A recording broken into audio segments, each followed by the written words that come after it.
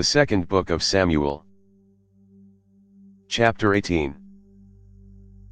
David counted the people who were with him, and set captains of thousands and captains of hundreds over them. David sent the people out, a third part under the hand of Job, and a third part under the hand of Abishai the son of Zeruiah, Job's brother, and a third part under the hand of Ittai the Gittite. The king said to the people, I will also surely go out with you myself. But the people said, You shall not go out, for if we flee away, they will not care for us, neither if half of us die, will they care for us. But you are worth 10,000 of us. Therefore now it is better that you are ready to help us out of the city. The king said to them, I will do what seems best to you. The king stood beside the gate, and all the people went out by hundreds and by thousands. The king commanded Job and Abishai and Ittai, saying, Deal gently for my sake with the young man, even with Absalom. All the people heard when the king commanded all the captains concerning Absalom. So the people went out into the field against Israel, and the battle was in the forest of Ephraim. The people of Israel were struck there before David's servants, and there was a great slaughter there that day of 20,000 men. For the battle was there spread over the surface of all the country, and the forest devoured more people that day than the sword devoured. Absalom happened to meet David's servants.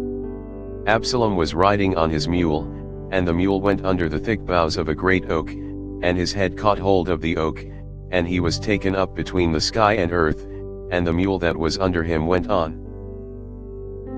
A certain man saw it, and told Job, and said, Behold, I saw Absalom hanging in an oak. Job said to the man who told him, Behold, you saw it, and why didn't you strike him there to the ground? I would have given you 10 pieces of silver, and a sash. The man said to Job, Though I should receive 1,000 pieces of silver in my hand, I still wouldn't stretch out my hand against the king's son, for in our hearing the king commanded you and Abishai and Ittai, saying, Beware that no one touch the young man Absalom. Otherwise if I had dealt falsely against his life, and there is no matter hidden from the king, then you yourself would have set yourself against me.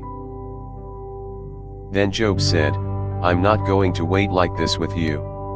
He took 3 darts in his hand, and thrust them through the heart of Absalom, while he was yet alive in the middle of the oak.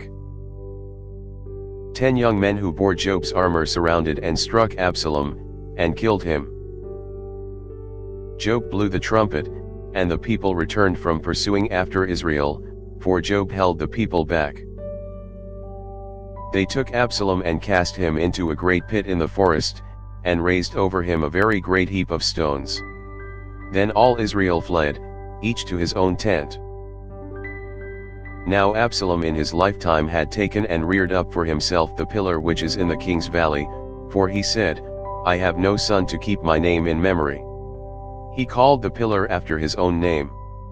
It is called Absalom's monument, to this day.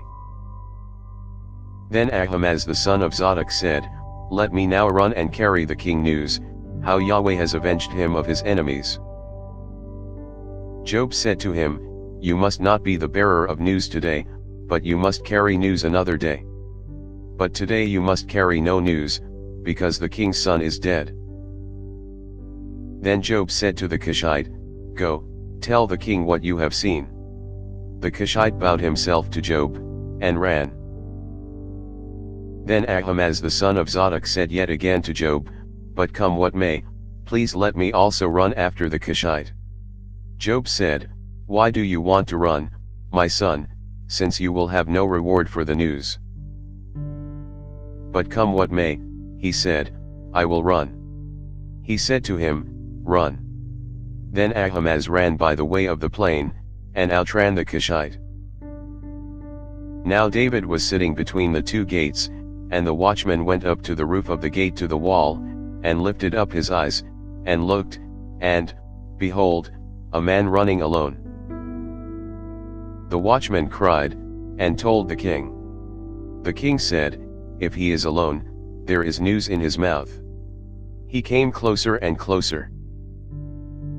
The watchman saw another man running, and the watchman called to the gatekeeper, and said, "Behold, a man running alone." The king said, "He also brings news."